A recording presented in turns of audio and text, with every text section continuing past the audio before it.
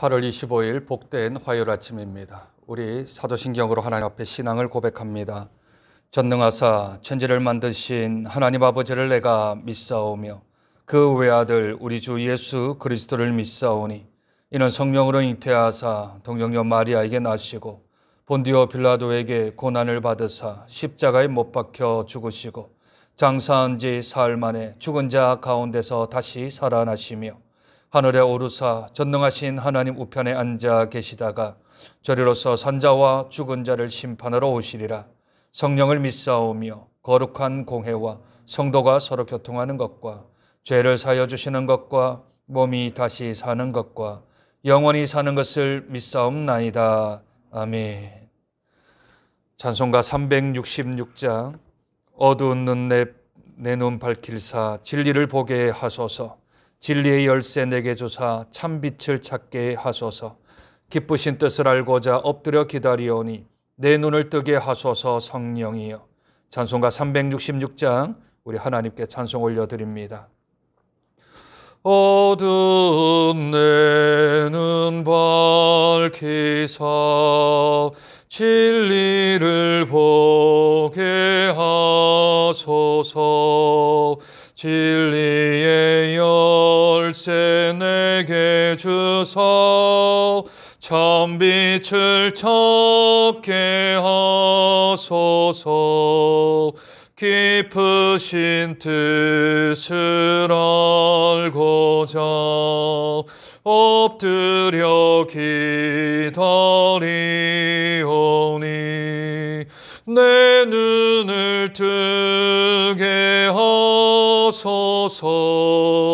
성령이여 막혀진 내 귀 여시사 주님을 귀한 음성을 이 귀로 밝히 들을 때에 내 기쁨 한량 없겠네. 깊으신 뜻을 알고자 엎드려 기다리오니 내 귀를 열어주소서. 성령이여 봉해진 내 입 여시사 복음을 널리 전하고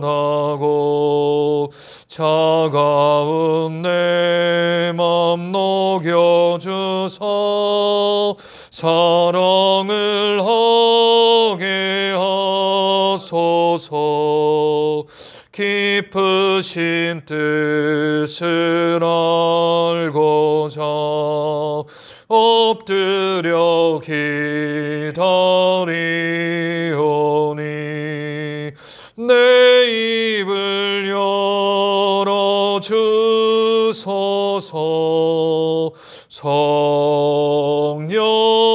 성령이여. 아멘. 하나님 말씀 잠언 12장입니다. 구약성경 922쪽 정도에 있습니다. 잠언 12장 우리 1절부터 20절까지만 교독하겠습니다. 훈계를 좋아하는 자는 지식을 좋아하거니와 징계를 싫어하는 자는 짐승과 같으니라. 선인은 여호와께 은총을 받으려니와 악을 꾀가는 자는 정죄하심을 받으리라. 사람이 악으로서 굳게 서지 못하거니와 의인의 뿌리는 움직이지 아니하느니라. 어진 여인은 그 지아비의 면류관이나 욕을 끼치는 여인은 그 지아비의 뼈가 썩음 같게. 의인의 생각은 정직하여도 악인의 도모는 속임이니라. 악인의 말은 사람을 엿보아 피를 흘리는 자 가는 것. 정직한 자의 입은 사람을 구원. 악인은 엎드러져서 소멸되려니와 의인의 집은 서 있으리라. 사람은 그 지혜대로 칭찬을 받으려니와 마음이 굽은 자는 멸시를. 비천히 여김을 받을지라도 종을 부리는 자는 스스로 높은 채 하고도 음식이 핍절한 자보다 나으니라. 의인은 자기의 가축의 생명을 돌보나 악인의 긍휼은 자기의 토지를 경작하는 자는 먹을 것이 많거니와 방탕한 것을 따르는 자는 지혜가 없느니라. 악인은 뿌리의 이익을 탐하나 의인은 그 뿌리로 말미암아 결실. 악인은 입술의 허물로 말미암아 그물에 걸려도 의인은 환난에서 벗어나느니라. 사람은 입의 열매로 말미암아 볼록에 족하며 그 손이 행하는 대로 자기가 미련한 자는 자기 행위를 바른 줄로 여기나 지혜로운 자는 경고를 듣느니라. 미련한 자는 당장 분노를 내거니와 슬기로운 자는 수욕을. 진리를 말하는 자는 의를 나타내어도 거짓 증인은 속이는 말을 하느니라. 칼로 찌름같이 함부로 말하는 자가 있거니와 지혜로운 자의 혀는 양약과 같으니라. 진실한 입술은 영원히 보존되거니와 거짓 혀는 잠시 동안만 있을 뿐이니라. 악을 꾀하는 자의 마음에는 속임이 있고 화평을 의논하는 자에게는 희락이 있느니라. 아멘. 하나님을 믿는 것에, 신앙을 유지하는 것에 있어서 아주 중요한 개념 하나가 있습니다. 그것은 신분과 자격이라는 개념입니다. 왜냐하면 이 신분이라는 것은 영적인 것이며 자격이라는 것은 육적인 것이기 때문에 사람들이 영적인 것보다는 육적인 것에 훨씬 더 마음을 쏟는 수가 있습니다. 뿐만 아니라 일반적으로 우리들은 영의 일보다는 육의 일이 가깝기에 신분보다는 자격에 훨씬 더 익숙해져 있는 것이 저와 여러분들이지요. 세상은 어떤 신분을 갖기 위하여서 자격을 갖추라 말합니다. 운전을 하려면 너희는 운전면허증을 따라, 또는 어떤 기사가 되기 위해서는 그 기사가 되기 위한 기사 자격증을 따라, 어떤 것에 대하여 입학을 하려면 시험을 쳐서 너의 실력을 보여라. 어떤 신분을 가지려면 이 세상에서는 자격을 요구합니다. 자격증이 있는가, 점수가 있는가, 그에 따라서 신분을 줄지 주지 않을지 이 세상은 결정합니다. 그러나 성경은 우리에게 완전히 다른 개념을 이야기를 합니다. 자격을 갖추지 않아도 신분을 주신답니다. 우리가 그러한 점수를 받지 않아도 하나님께서 우리에게 신분을 허락하신답니다.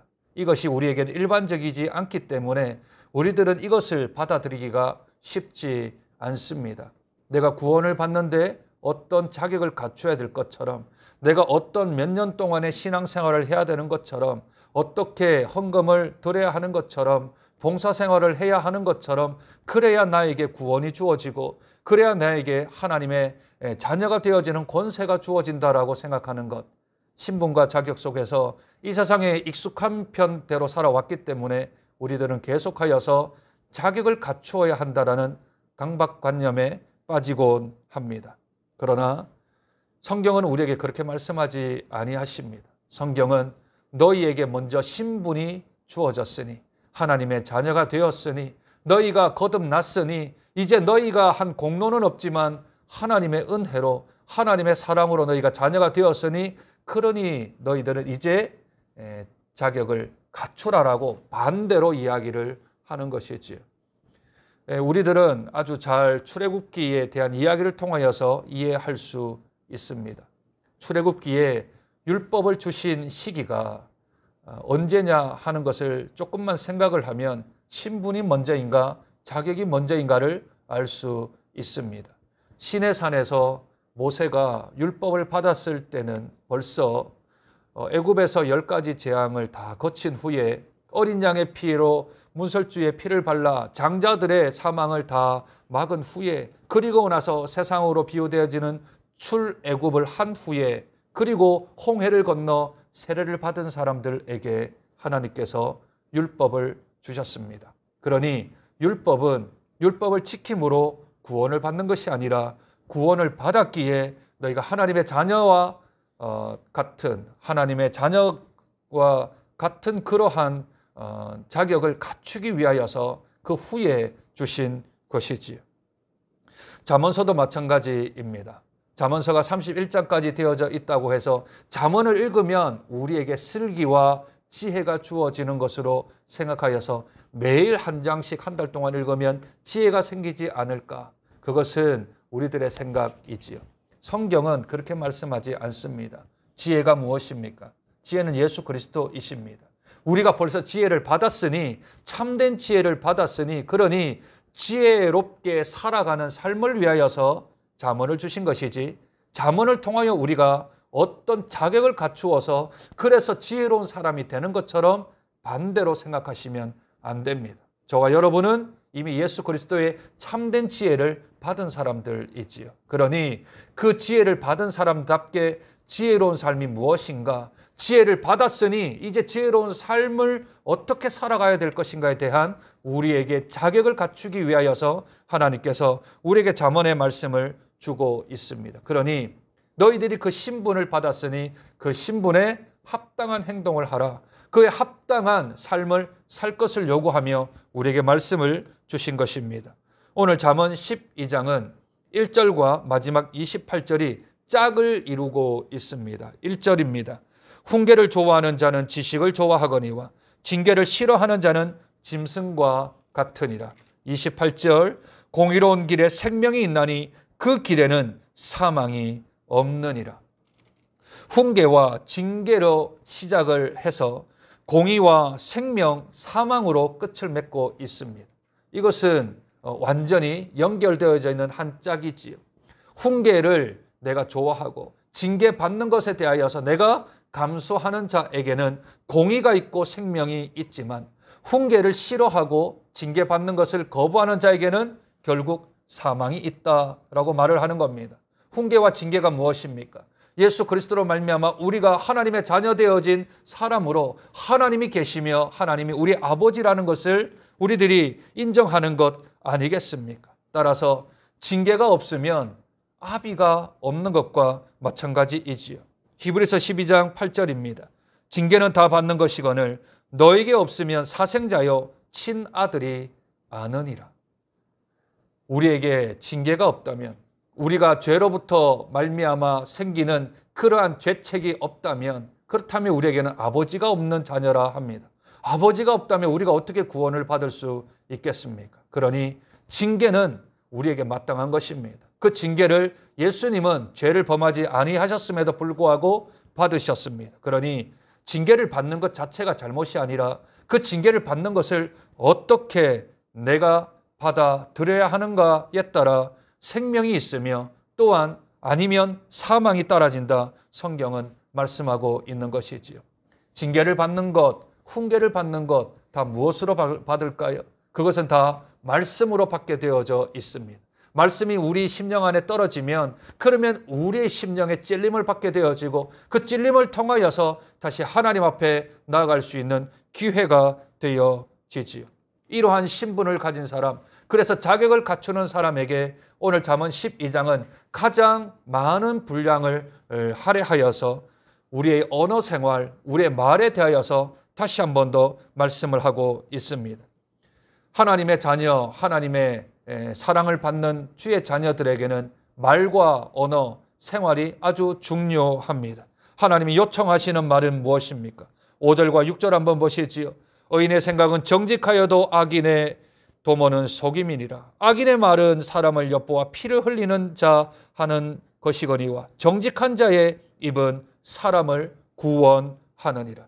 정직한 말이 중요하다라는 말입니다. 자기를 속이지 아니하고 하나님 앞에서 거짓되지 아니하며 진실한 말을 하는 자, 그러한 입술을 하나님은 요구하십니다. 뿐만 아니라 8절에는 지혜의 말을 해라, 지혜를 말을 해라.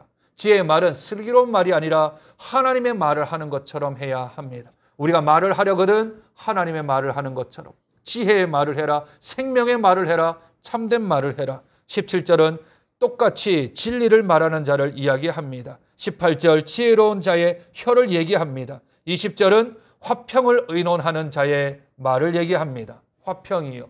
예수 그리스도께서 이 땅에 막힌 담을 허시고 유대인과 이방인을 하나로 합치는 화평의 사명을 감당하셨습니다. 그리고 우리에게 화평케 하는 직분을 허락해 주셨습니다. 그러니 하나님의 자녀들, 하나님의 신분을 가진 자들이 그 자격을 갖출 때에는 갈등과 분열 가운데 들어가 그들에게 화평의 입술이 되기를 하나님은 원하시고 계시는 것이지요. 그렇다면 하나님이 싫어하시는 말들은 무엇일까요?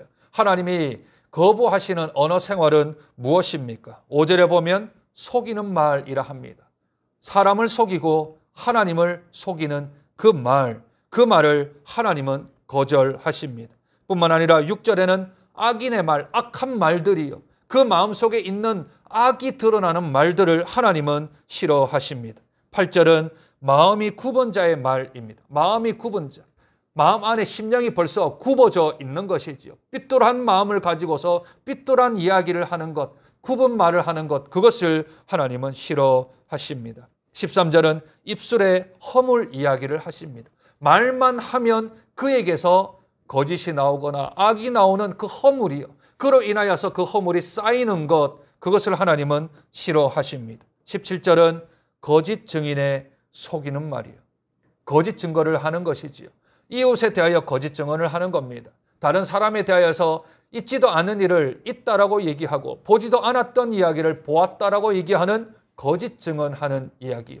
모든 것은 사람들은 속일 수 있을지언정 하나님 앞에서 그것은 거짓인 것을 발각되기에 그것은 하나님이 싫어하심으로 우리들이 해야 할 말이 아닙니다.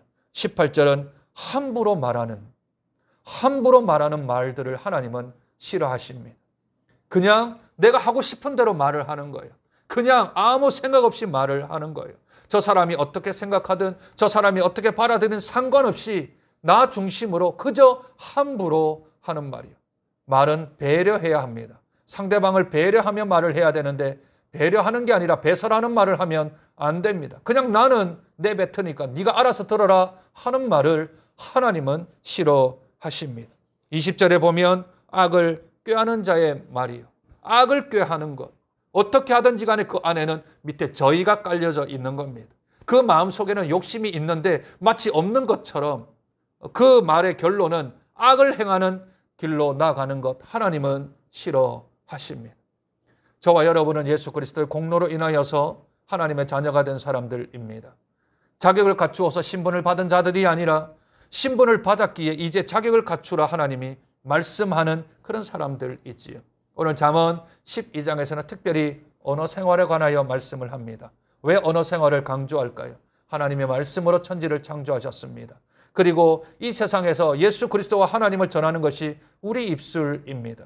설교를 하는 목사도 입술로 하나님의 말씀을 증거하지 않습니까? 이 말씀이 한 입에서 단물과 쓴물이 나오겠습니까? 그럴 수는 없지 않겠습니까? 저주와 축복이 같이 나올 수 있겠습니까? 그럴 수 없습니다. 한 입으로 복음을 전해야 하고 한 입으로 우리들이 욕을 한다면 그 입술의 신뢰도를 세상 사람들이 인정을 하겠습니까? 아니, 하나님께서 받아들이시겠습니까? 그러므로 우리의 언어 생활은 중요합니다. 그 말을 통하여서 하나님께 영광을 돌릴 뿐만 아니라 세상 사람들에게는 하나님이 기뻐하시는, 요청하시는 정직한 말, 지혜로운 말, 진리를 말하는 말, 지혜로운 자의 혀, 화평을 의논하는 자와 같은 하나님이 기뻐하시는 말들을 통하여서 오늘도 우리의 언어 생활 가운데서 하나님 영광 받으시는 복된 삶을 살아가는 저와 여러분 되시길 주님의 이름으로 축복드립니다. 하나님께서 우리에게 신분을 허락하셨습니다. 감당치 못할, 그것을 감당하지도 못할 저희들에게 하나님의 자녀가 되는 권세를 허락하여 주셨습니다. 부족하고 연약하지만 이제부터 우리의 남은 삶 동안 우리가 그 신분에 맞는 자격을 갖추기를 원합니다. 특별히 잠언 12장에서 우리의 말을 하나님께서 조심하라 하십니다. 지혜로운 말을 하라, 진리를 말하는 자의 말을 하라, 정직한 말을 하라, 화평을 의논하는 말을 하라 하셨습니다. 그리고 속이는 말은 거두고 악인의 말은 멈추고 마음이 굽은 자의 말은 듣지 아니하며 입술의 허물은 쌓지 아니하고 거짓 증인의 속이는 말은 어떤 모양이라도 가지지 말 것을 우리에게 말씀합니다. 이 입술로 설교가 선포됩니다. 이 말을 통하여서 복음이 전달되어집니다. 한 입에서 어찌 두 가지가 동시에 나올 수 있겠습니까? 주님, 저희들을 붙드셔서 하나님 오늘 하루만이라도 올바른 언어 생활, 바른 말을 통하여서 우리 하나님께는 영광이 되게 도와주시고 세상 사람들에게는 은혜를 끼쳐는 복된 입술, 복된 말, 복된 언어 생활이 되어질 수 있도록 은혜 도하여 주시옵소서. 오늘도 우리 입술을 통하여서 우리의 하나님께 영광을 올려드리며 찬송하며 경배하는 복된 입술이 되며 그 입술을 듣는 많은 사람들이 하나님을 찬송하는 하나님의 귀한 도구가 되어질 수 있도록 저희들을 붙들어 주시옵소서.